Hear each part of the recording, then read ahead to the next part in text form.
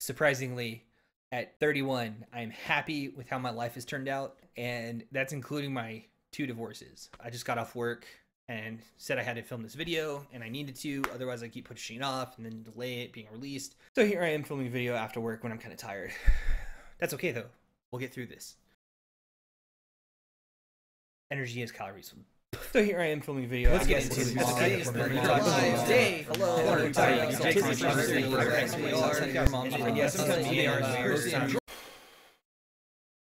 Let's get into it. So today I'm going to talk to you. I'm Tyzzit, by the way. I'm going to be talking to you about my childhood, like growing up, a little bit more in depth than just the overview that I gave, up to the point where I feel like rebirthing is a very crucial part of my life. Obviously, birth is you're alive. Hello, you're taking your first heartbeat and breath outside of your mom's womb.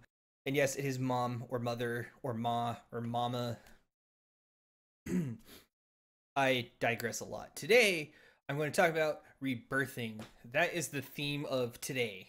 Rebirthing. It's the song by Skillet off their Comatose album that came out in 2006.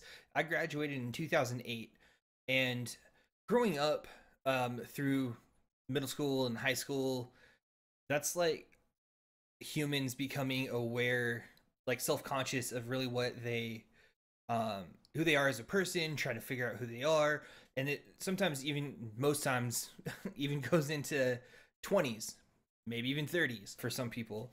But rebirthing in this, or in my life, high school was when I was trying to figure out life, and that led into my early 20s, but, well, kind of, really probably right at my 20-year mark, or 20th birthday, my 20th year of being on this circular, spherical Earth. And yes, the Earth is spherical, not flat.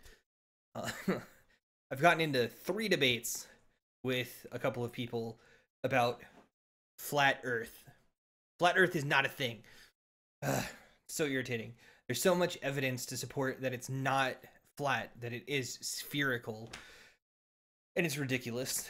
The biggest factor of that is how many countries are there in the world, how many countries agree that the Earth is round, and how many countries agree that world peace is a good thing.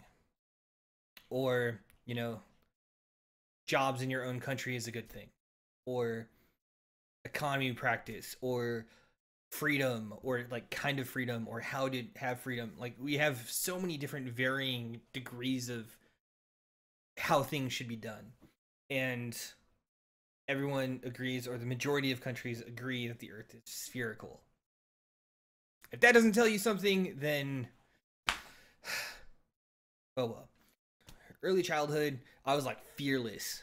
I don't remember doing this, but my grandmother told me, and recalled the story while she was still alive a couple of years ago, that she would take my sister and I bowling. We were in a bowling league for our age group, and one of the times I was waiting for my sister to get done with her practice or something, and I was playing with a friend, and we were just playing in the locker room. That was like really the only spot that we could play in.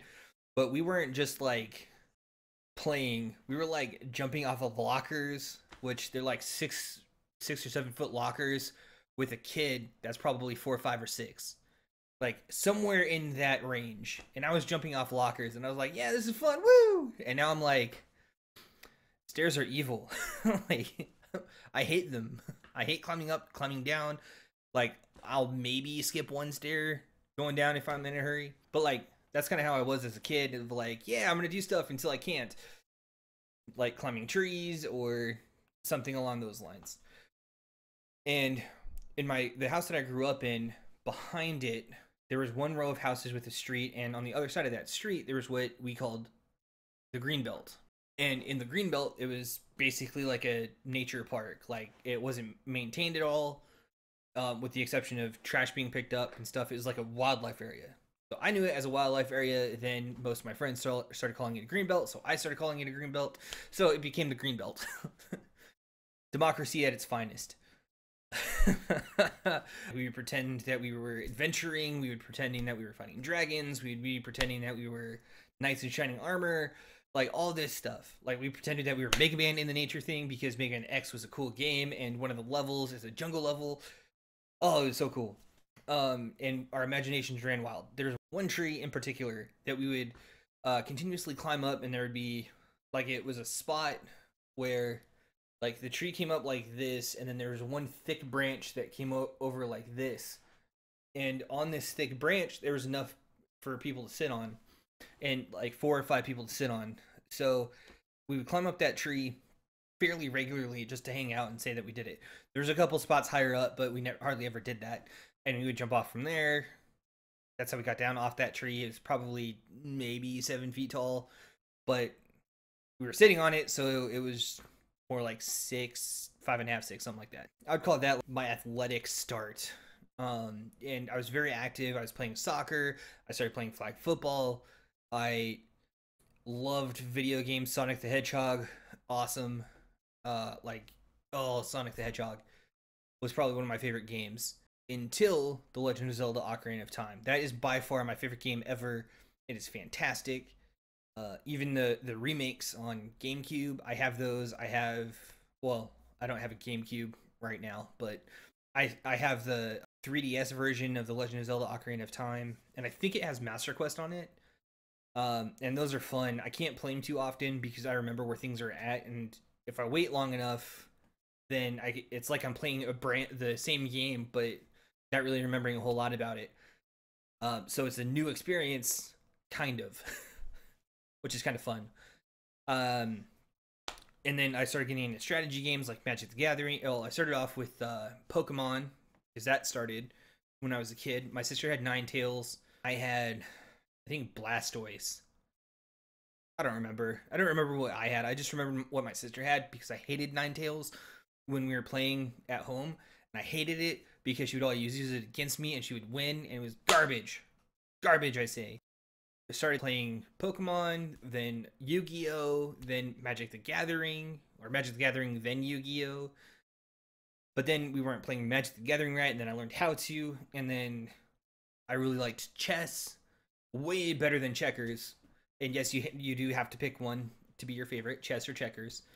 I really like chess because of the strategy involved and the thinking ahead, and some of my friends played it, and we would just have a great time burning time between classes playing chess, Magic the Gathering, well, obviously in high school. We did a little bit of after-school activities in middle school, which included a couple D&D, Dungeons and Dragons sessions, and that's where I got introduced to it, and my parents said no, which was really interesting because they were Christians, or well, they still are, and they were overprotective a little bit because Dungeons and Dragons was satanic, and people would end up going into the woods and killing themselves. At least that was the excuse, and I think that only happened once or twice. And it's really what you put into it. You have to understand that it's a fantasy game. You have to understand that it's just a story, and you don't let it become part of your reality. Like, you don't let what you're doing in Dungeons and Dragons become your reality. Like, as a kid, I knew that like there was a difference between real and fake. And Dungeons and Dragons was a game, so it was fake. And it wasn't real. Another level of irony to this entire thing is my mom's favorite game was Spyro the Dragon. That's right, Spyro the Dragon. But we couldn't play Dungeons and Dragons because it had dragons in it. But Spyro was a good dragon. Anyway, that's enough talking about that particular subject. I love you, Mom. So I still play Dungeons and Dragons, even though my parents said no, but I did it anyway. I think they already know that, if not, surprise. In middle school, I was part of a youth group. We started doing prayer at the flagpole. Now that I think about it, I think it was like every Wednesday or something. But I would always be by the flagpole anyway, because that was my spot to meet my friends before going into class or walking to our lockers after the schools opened. But that was my spot. And there was also a class, an elective class that I took that I really, really enjoyed. It was a workshop class, and one of the projects that we had to do later on in the trimester is what the middle school used for breaking things up. One of the trimesters that we had was shop class, or an elective that I could take shop class. One of the assignments was building a bridge out of birchwood, I think. And so I built a bridge. We had a school competition. My bridge was the top bridge at the school. It weighed the lightest. It held the most weight, and it didn't bend at all when held under what I'm assuming is like 30 pounds of sand. I don't remember how much it was. I don't care to really look it up right now, but it was a lot of sand. And I qualified to go to a state competition. I think it was like 2 hours away, but it was one of those things where you're a kid and you don't really have a lot to do in the car. You're like, I have my bridge. I have my bridge. But there's nothing to do. And I look outside and there's nothing but plains and flatlands and boring scenery to look at. So it was one of those things that it was like an all-day thing, but it felt like an eternity to drive there and to drive back. Oh, that was frustrating. But we go in the competition. I get called. My bridge doesn't fit quite right. I have to trim some stuff off on the bottom to make sure that it fits. Otherwise, I wouldn't have been able to get in the highest category I could. And I really liked, it became my turn after I got my bridge adjusted. I put it up there, put all the sand that they had in it. My bridge didn't even bend at all. There was no flex in it at all. It was awesome. The very next person to go had a slightly lighter bridge than mine.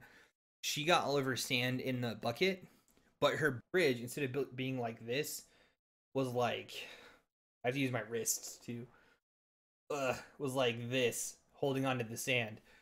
And that's the only like, it didn't break. Her bridge did not break, and that's the only reason she beat me. I was still top 3 though, so we leave, go check out some of my other classmates' achievements or things that they're doing. I don't remember what all they were. I think one was like a derby car race or something. My parents and I checked back later to see if I was still top 3. Well, I got knocked out. And looking back, I had a conversation about it with somebody recently, a couple weeks ago, I think, about how in those events, like, I think it would be really awesome to have an engineer or something to come out and watch those events and see, like, oh, wow, this kid's bridge didn't bend at all. He has a knack for this or a talent, or he finds it interesting, or something about it is, and they could start nurturing that. And I think that would be phenomenal. And I think I would have been down a different path if somebody would have done that. But whatever, I'm cool. I'm happy with my life as it turned out.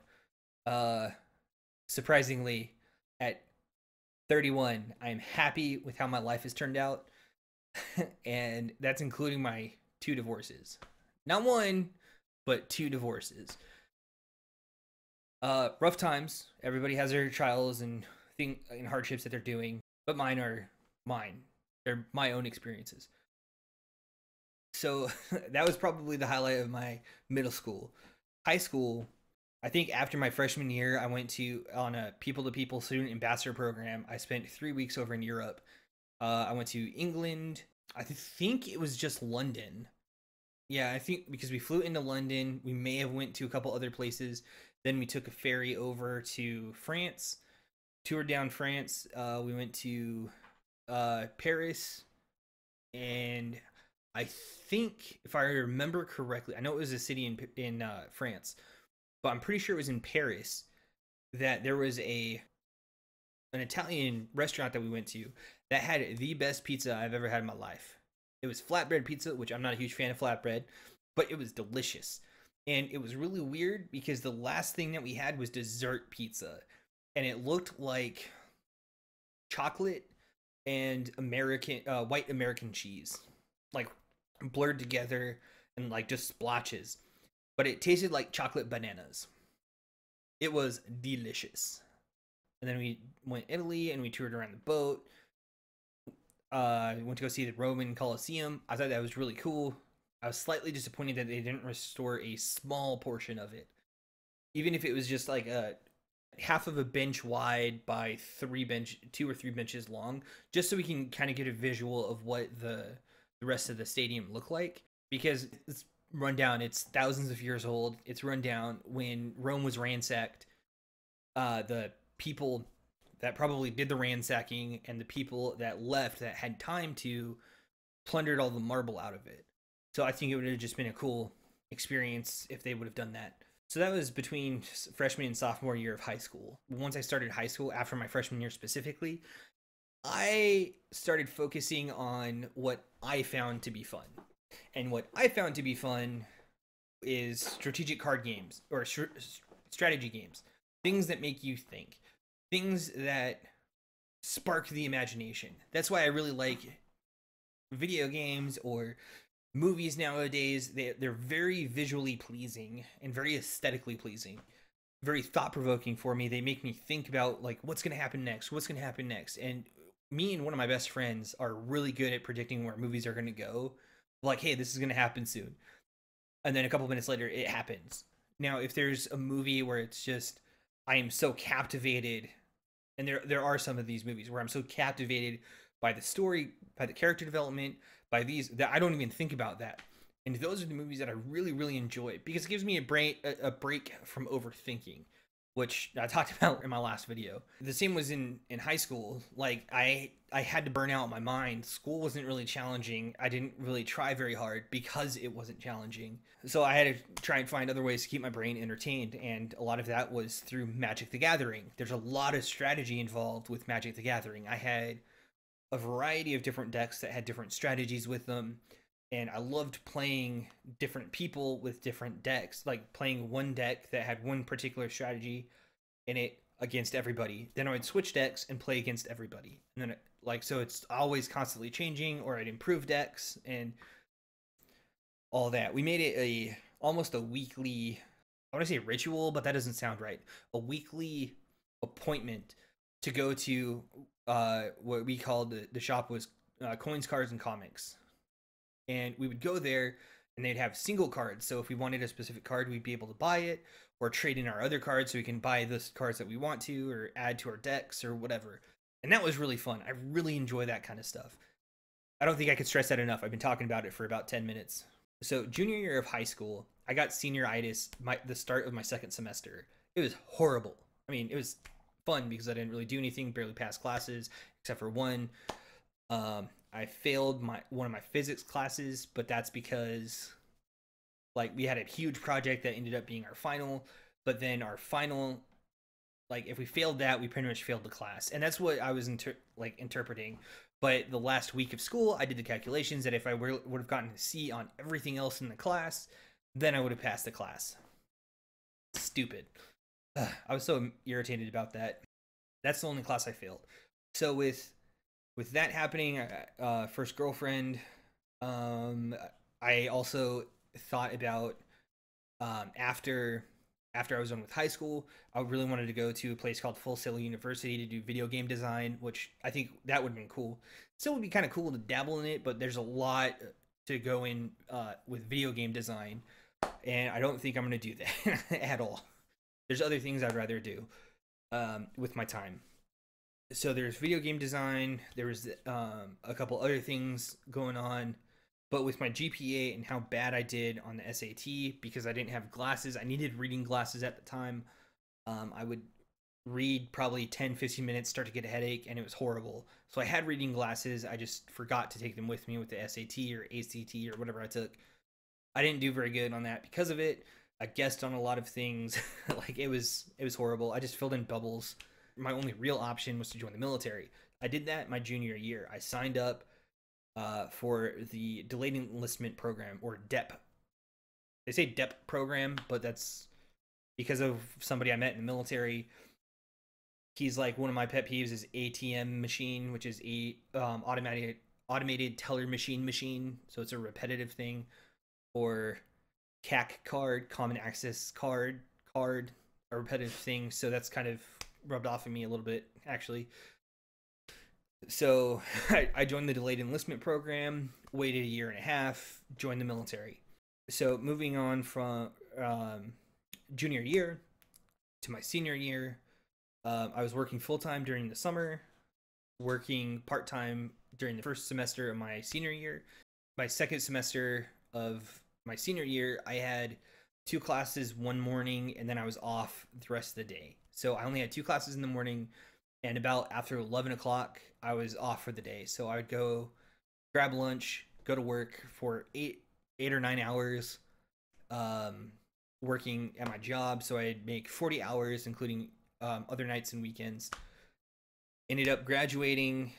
After graduation, my parents took me on a trip. We got back from the trip. I ended up breaking up with my girlfriend. Before we left, I couldn't see a life without my girlfriend, and I was actually thinking about marrying her. And I came back from went on my vacation, and on my vacation, I couldn't see life with her.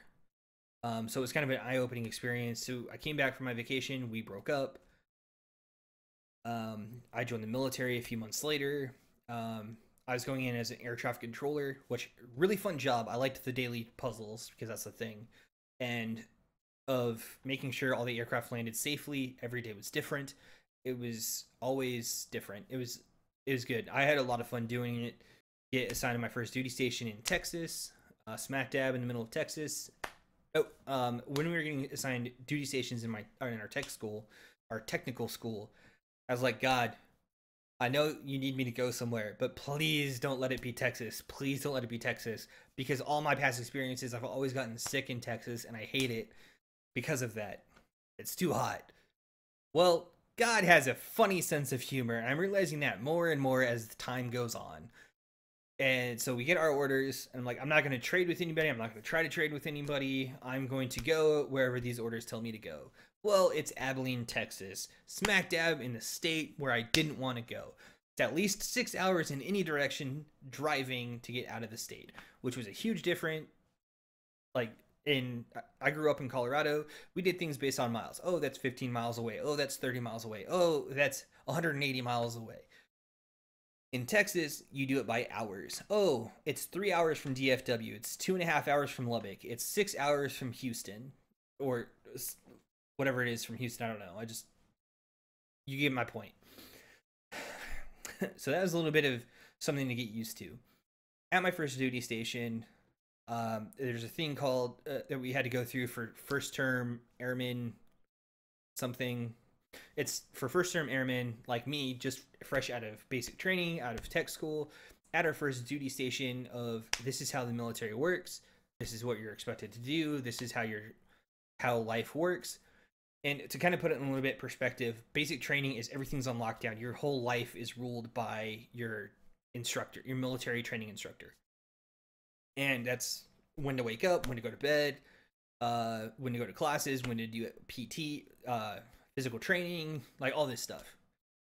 When to go to classes to learn about the history of the branch of service that you're in, and why they do things, and this is healthy eating, this is bad eating, all that kind of stuff. It breaks you down and then starts building you back up. And in tech school or technical school, it's supposed to continue that building up process of building you up with the mind frame of the military, of this is how the military is run, this is what you're supposed to do, and all that. So it starts lightening up the restrictions. Well, if you do so well in technical school for a few weeks, then you get phased up, which means you go from phase 1 to phase 2. Phase 2, you have a little bit more liberty, so you can walk around base in civilian clothes now for the first time, which was really fantastic. I loved it because I could just leave like this. Or at the time, I had a lot of nerd shirts. I just got off work and said I had to film this video, and I needed to, otherwise I keep pushing it off and then delay it being released. So here I am filming a video after work when I'm kind of tired. That's okay though. We'll get through this. They lighten up the restrictions a little bit. When you get to your base, get to your first base, then that's when they kind of lighten up. You're still living on, unless you're married. I wasn't married at the time. I lived in the dormitories, so we had to still be mindful of our surroundings. It's kind of like living in an apartment. There's noise restrictions. There's a couple of these other things that we had to do. Or a couple of the restrictions that we had, so we were given a little bit more responsibility. We had room inspections, so every now and then we just had to be in our camouflage uniforms and then wait for our whoever was doing room inspections to come in, and then we'd pass fail, and then if we failed, we had to be up with our supervisor like Saturday, which is our off day, typically our off day, like super early in the morning at like 6:30 or 6 or some stupid hour, like ridiculous hour in the morning for room inspection.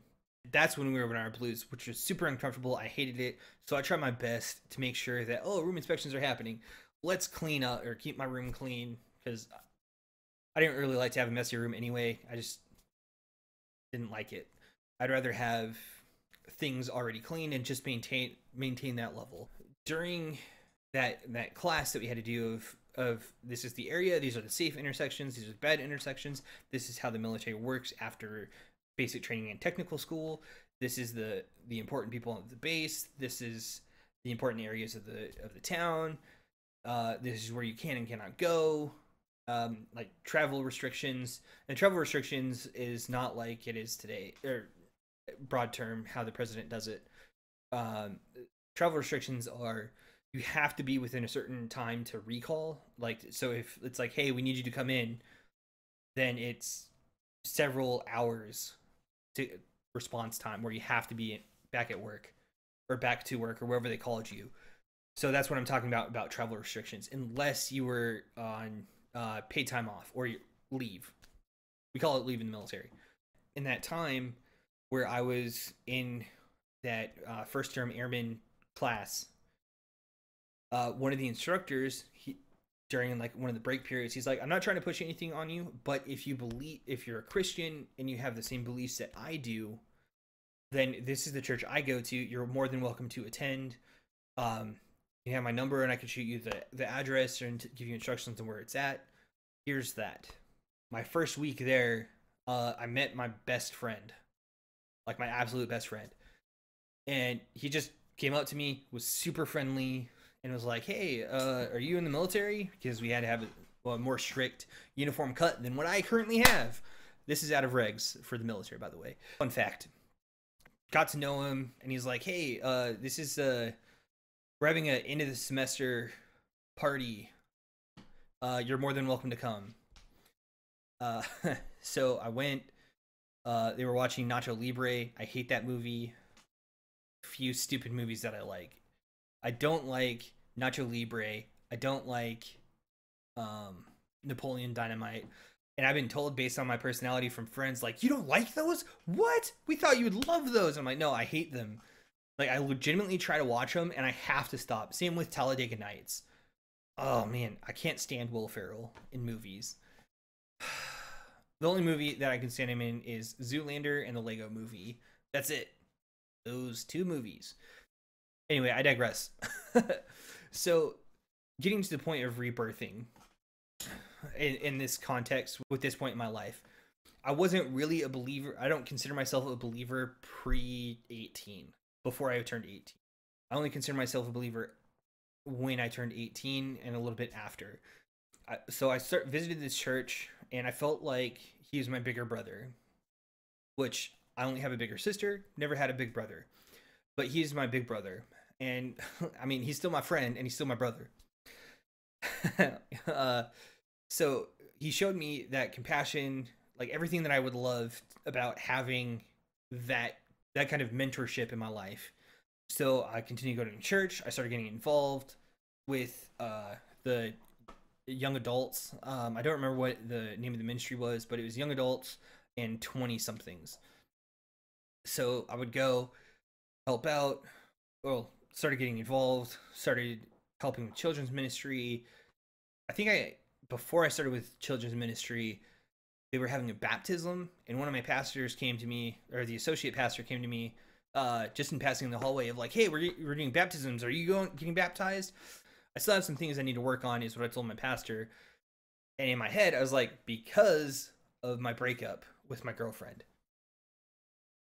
And he's like, okay, that's fine. And then throughout that week, I was like, oh, I just really just need to get baptized, because the whole purpose of being baptized is to show your public demonstration of your faith and that you belong to Jesus Christ.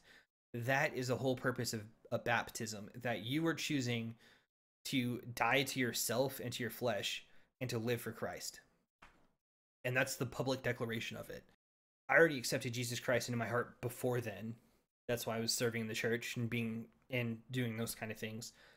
But I never was. I was baptized as a kid, but I don't believe in baby baptisms, because baptism is your choice to follow Christ and your public declaration of your faith. A kid does, like a baby, doesn't have that decision making ability, and the what I believe is baby dedication of, hey, I have a child that I want to dedicate to the Lord and to raise him in the ways of what Jesus teaches us in the Bible, and how we as the church are led to raise the next generation. That is the appropriate thing to do. So that next week I'm like, hey, sign me up for baptisms next week. He's like, okay, that's good to hear. So I had my best friend, my big brother, baptize me. I think right before the baptisms happened, I met my other best friend for the first time. And I was wearing a nerd shirt, and I walked into service, sat down, center aisle, about halfway down. And then during meet and greet, this dude right in front of me gets up, looks around, gets up. Oh, hi, I'm Tim. Hi, Tim. I'm Tyzzit. Hey, Tyzzit, I really like your shirt. Thanks, Tim. Hey, Tyzzit, do you like playing Dungeons and Dragons? Yes, Tim, I love playing Dungeons and Dragons. Well, we have a group together, and we're about to start playing again. Like, sweet. And then at that point in the conversation, we had like the music started playing, or the announcement video started playing for us to basically sit down because the sermon's about to start. And that was the first time I met him, and then I met him for the first time again the next week, and then the first time again the next week, and the week after that, I still met him again for the first time. I think we met each other for the first time 5 weeks in a row. And typically I'm pretty good with faces, not with names. Pretty good with faces. But it didn't click. And then that fifth time I was like, dude, just give me your number and I'll shoot you a text so you can text me on when you're playing Dungeons and Dragons. So when I got baptized, the way that you get baptized is you go underwater. That is symbolizing you're dying to yourself. And when you're getting raised up, you're being raised in the spirit. And you're choosing to follow Christ. Rebirthing process. And also, in addition to just that, it also felt like I was in a cocoon of personal growth from my adolescence into my adulthood. And that was the first crack in the cocoon. It was a couple years later where I started to actually break out. The whole song of Rebirthing is imagery of, or the Rebirthing song by Skillet is rebirthing, or talking about the process of going from a caterpillar to a butterfly without saying you're going from a caterpillar to a butterfly. It's talking specifically about the cocoon. For example, the opening stanza, I lie here paralytic inside my soul, screaming for you till my throat is numb. I want to break out. One of the partway through the song, I lie here lifeless in this cocoon, shedding the skin because I'm ready to. I want to break out. I found a way out. And that's just that's the imagery that I had during that time of my life. And other songs relate to that too. Comatose, while in the cocoon transforming, you're kind of you're asleep as a caterpillar transforming into a butterfly. We're also constantly learning during that time too, and incorporating that into us. I don't know if that really makes sense, and I don't think I'm doing this as justice as I should be. Rebirthing is such a good song. Since the last video I made, I've been eating all the junk food that I had in the house. I've been kind of going around crossing off the like X's in on my like food priority list. I had my last pizza like 5 days ago. I had Mexican food for lunch earlier today. But again, small steps. And one of the steps that I knew I needed to do is I wasn't drinking a lot of water. And that's one of the best things that we can do to starting to be healthy or eating healthy, is drinking the amount of water that your body needs. And to kind of put it in a different perspective, I think water is to our bodies is what, not oil, but gas is, well, gas and oil are to cars. Oil in cars makes there be less friction, makes the parts last longer in the engine and the transmission, and like all these different things. It makes it nice, smooth transition. And that's kind of what water does for us. Our blood flows through our veins. The more water that's in it, the smoother that it flows. The less your heart has to work. And that's just from me not doing research. That's just my vision of it. I just got done reading through Leviticus, and I'm halfway through Numbers. And through that, one of the Levitical laws is to eat an animal that has not been drained with blood. So you can only eat animals that have been drained with blood, because blood is the life of the animal. And that's the same thing with us. We have blood in our veins. Do you bleed? So we have blood in our veins, and that means that like that's where our life is at. So if our blood can't flow smoothly within our veins, how can we function and how can we operate? It just makes us feel a lot better. We can move a little bit better. And let me tell you, I only started drinking at the water a couple of days ago. Well, actually yesterday. Today is day number 2 of drinking the water, and I actually had to buy a water bottle to make sure that I was drinking enough. And it's one that encourages me, and it also has like the time codes. And I don't have sponsors or anything for the videos because, let's face it, I don't have enough subscribers for that. And in addition to that, I'm not going to advertise something that I'm getting paid to just because I'm getting paid to advertise it. I'm not going to do that. I'm only going to advertise stuff that I believe in. So I actually got this. It's from Hydromate, hydromate.com. And you can't really see it very well, but there's 2 columns. And this is one of the smaller water bottles, because you have to refill it, and you can kind of see it here at the bottom, refill, along with the funky magnifying glass effect. So what if I do this? Can you guys see that better? Oh yeah, you guys can see that a lot better. On the back side over here, you can see it. But here you have the morning, 8 a.m., 9 a.m., 10 a.m., 11, 12, refill. There is no 1 p.m., but we got 2 p.m., 3 p.m., 4 p.m., 5 p.m., 6 p.m., and then that's it. So you refill once to get it. They do have larger water bottles where you can only fill up once, but I don't like that. I like the idea of carrying around something smaller.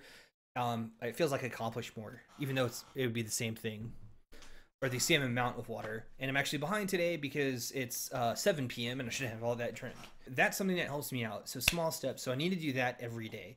I also did end up buying a bicycle, or an indoor bike. It's an upright bike. I was thinking about doing a seated bike, but I discovered that the seated bike, you can do the pedaling and the motions, and you can do resistances, but you actually burn more calories, or can burn more calories, on an upright bike. And that's because you can do the pumping action, you can do climbing action by like just different grips and stuff, and it's a little bit more effective for burning calories. And that's exactly what I want to do, because like I talked about in the last video, efficiency. I want to burn as much calories as I can with as little effort as I can while maximizing the time. So it's burning the most calories per the amount of time and energy that I invest. Energy is calories. Or you get energy from burning calories. So that's kind of where I've stood on that. So this week, since I don't have, like, I've eaten pretty much all the junk food in my house over the last couple of weeks. It took me 3 weeks to edit that other video. It was just daunting. I had like 2 hours worth of material, or an hour and a half worth of material to go through and to make sure fine cuts were happening. And this I'm trying to keep down to less than an hour, so I don't have to edit that much. It's also a shorter video and more of a snapshot rather than baselines. I ended up not eating a salad every day at work, or soup. For 1 week I did. We typically eat out on Fridays at work, and I usually get a healthier option. We actually go to pretty healthy places to eat. I did have a filet mignon with wrapped steak, salad, and fried okra. I know fried stuff isn't good for you, but fried okra is amazing. And corn. Oh, that meal was delicious. That filet mignon, oh, mwah. It was so good. It was like that rat from Ratatouille made it. Like that's how, and with the like Grim Reaper food editor coming in, like that specific meal, it's like that. It was a dream come true. Like it almost melted in my mouth. It was delicious, perfectly seasoned, perfectly cooked. I'm dreaming of filet mignon wrapped in bacon. Oh, that's funny.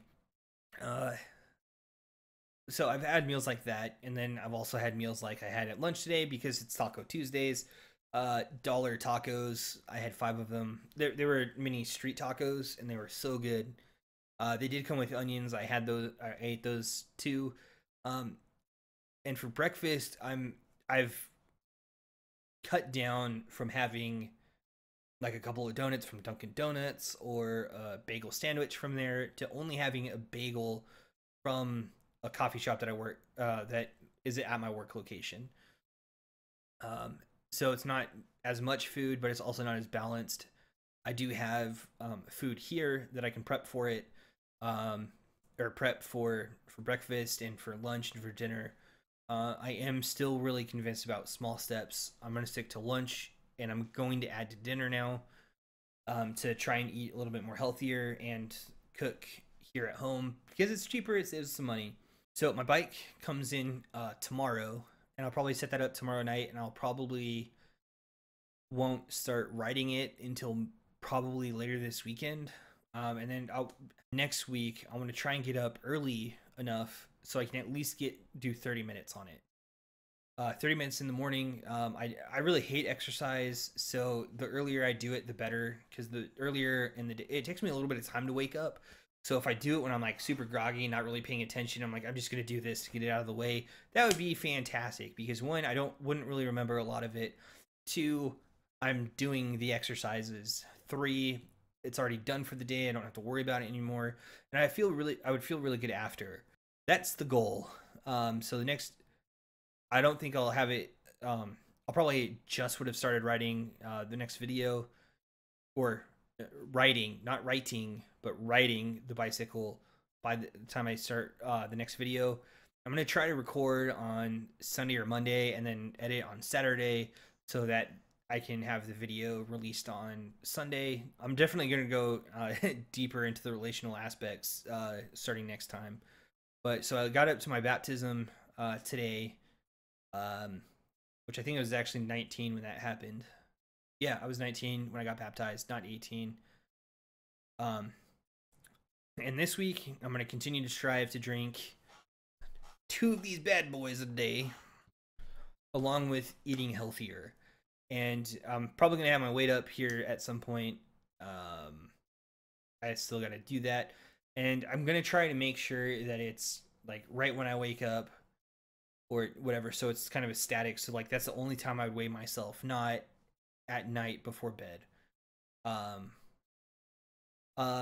no holds bars. I just won't give real names of friends or family away on this. And that's, other than that, no holds barred. I'm gonna tell you whatever. I want to be as transparent as I can be, so I can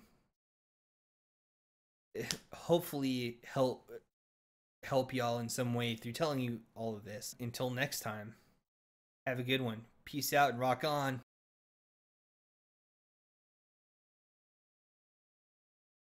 And one of the assignments was building a bridge. Bless you. I need you to go lay down. You're being so cute. Also, like my Mount St. Helens acne got some buddies. What? That's stupid. I hate acne.